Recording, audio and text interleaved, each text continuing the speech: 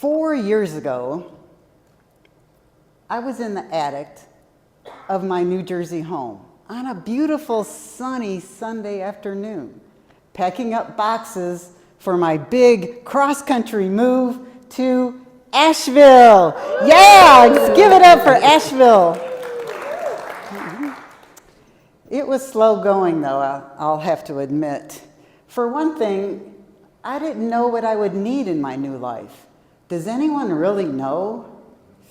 I just knew that the movers told me I had to cut in half the number of boxes I had in order to make my budget. Somehow those minimalist trends, Marie Kondo, fill 40 bags in 40 days, and Swedish death cleaning had all eluded me. I stared down 20 years of delayed decluttering. But like a spotlight of sun bursting through the clouds, I spotted a box that hadn't been opened since I moved 20 years ago. Whatever was in that box I hadn't needed, and it would likely not go with me on my next adventure. This was going to be an easy call. So I got my box cutter and split the tape, opened up the flaps to find a box full of stories. Yeah. Well, here's the magic 8-ball. That really is magic. In 1988, it predicted the Kentucky Derby, win, place, and show. And here's a faded family photo. My family, when we were still together, in our Easter finest. Oh, that yellow dress.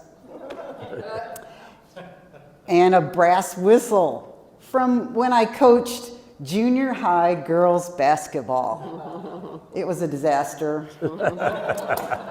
But I got a full-time teaching job out of it. I remember at the interview, the principal said, "You got the job as long as you'll agree to coach the girls basketball team in January."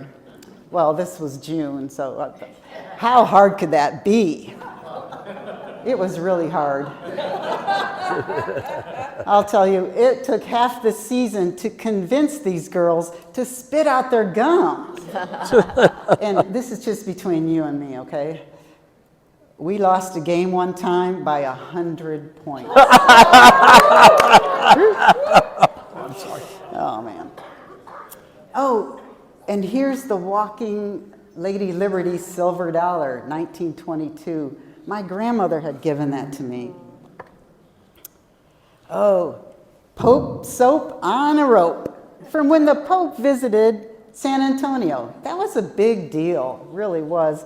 And I don't think that trinket was sanctioned by the Vatican, but everyone on my Christmas list got one that year.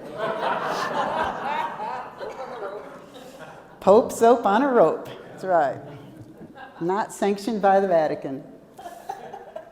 Oh, and here's a diary from my 20s, a particularly active time in my life where I moved a lot, took crazy jobs, and just fell in love at the drop of a hat, it seemed like.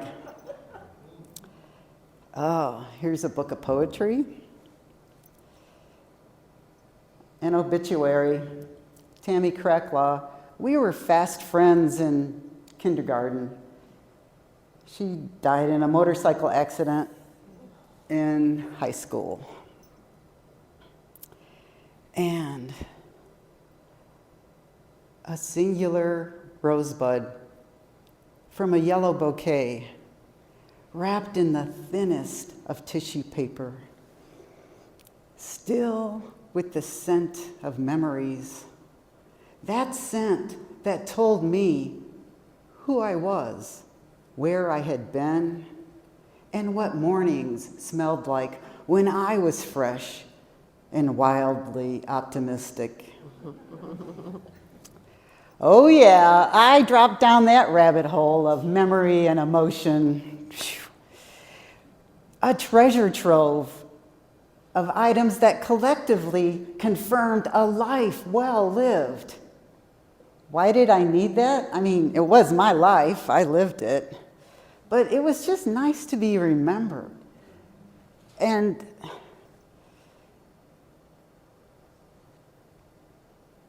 individually, each object held a story.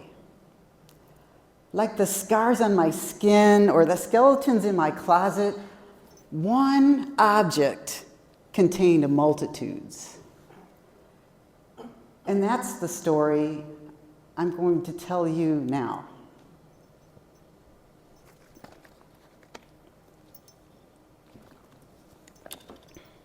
I was 30 years old, living in Texas. My girlfriend's mom and I were sitting outside her single-wide trailer, dragging our chairs to keep pace with the drifting afternoon shade. The marks our chairs left in the dirt yard marked our time. 2 hours by the clock. Blue, my girlfriend, was inside the trailer visiting with her father, Donald Cochran III. Since his heart attack 10 years earlier, he didn't stray far from that plaid recliner. Surrounded with stacks of Louis L'Amour paperbacks. Okay, empty soda cans and an ashtray spilling over. Yeah, I preferred the outdoors and the company of Lucia, Blue's mom. She'd smoke her cigarettes, we'd drink beer, and shoot the shit. She'd fill me in on all the trailer park gossip. Who moved out, where they went, and why they left. Who was new to the trailer park, where they came from, and who their people were. She told me that Cherie had been playing a lot of bingo lately, which suggested to her that Cherie was trying to work off some debt. Good luck with that. Oh, and Nancy threw her back out, lifting her overweight dachshunds up and down her steps. Lucia tried to warn her. She said, "Put those damn dogs on a diet." But they had to have their ice cream. Every night, still do. I wanted to make that visit special. So I brought a styrofoam case of iced down Tecate beer. Oh man, that combination of salt and lime and carbonated coldness just put my mind in a swirling sense of sensation.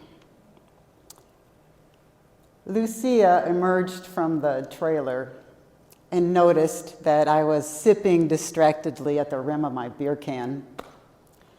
And she said, "Hey," to train my attention back onto her. "You like Tecate? I never did."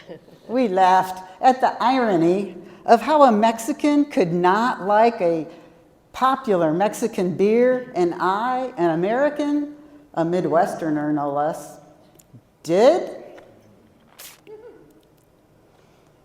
She started digging through the pockets of her summer frock. First one pocket, then another pocket, and then she found what she was looking for. She pressed a cold, grimy object into the palm of my hand, and then with her hands kind of folded them over it, one on top and one on the bottom, like a sarcophagus.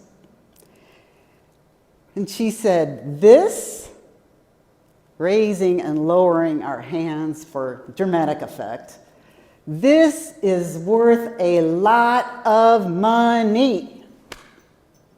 Well, I inspected the object and noticed that it was a miniature Tecate beer can salt shaker.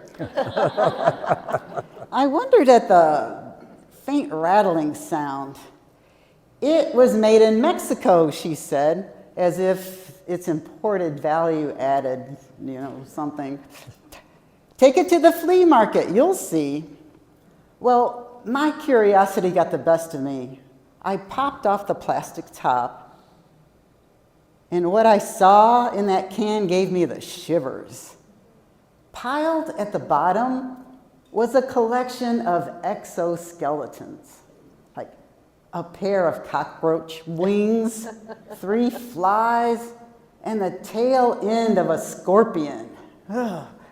Like, how did they get in there? Did they crawl through the holes, or was somebody actually collecting them? If you had the whole set, she said, the salt and the pepper, you could really make some money. Oh no, I said, this is an heirloom, a gift from you. I will never sell it. Thank you so much. And we started laughing again.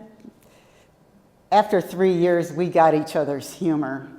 And we understood that we were both the butts of this joke.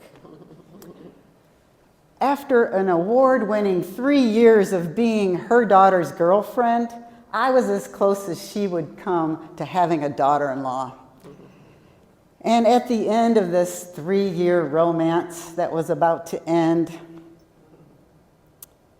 this miniature Tecate beer can salt shaker heirloom was as close as I would get to her tangible acceptance. This was our moment of saying goodbye, without really saying goodbye. The drive from the border back to my San Antonio apartment seemed to go by quicker than usual. The full moon, the moon of completion, was rising. I felt free, and I felt good about ending the relationship with Blue. A little sad too, though. This was my first mature relationship, but I felt guided by my internal compass. We shared so much. Like, for 3 years, we were each other's person. We shaped and shared a reality, coded glances, inside jokes, and we shared a love for Lucia, Blue's mom. Once inside my apartment, I took my heirloom and put it right on the bookshelf. In between my crystal clear quartz crystals that I had found in Big Ben and polished up, and the plastic wind-up walking soccer ball that my 4th period English students had given me on the last day of school. Truly a place of honor.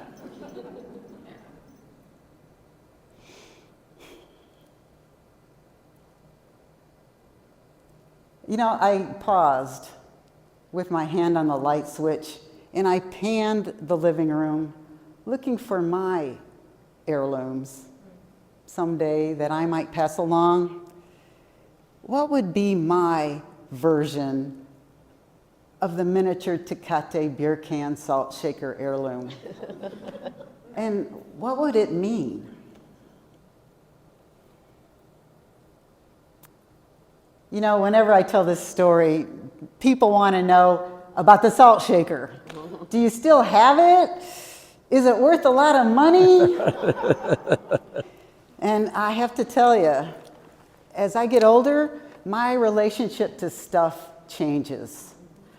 I no longer need artifacts to prove a life well lived. Well, because I'm living it. And after many, many years, Blue and I rekindled our friendship. So I didn't need the salt shaker. I donated it, exoskeletons and all, to the Smithsonian. And I wrote a letter suggesting that they place it in Julia Child's kitchen, right on the windowsill over the sink where Lucia had kept it. It was too precious, and I was too proud to keep it to myself. Thank you.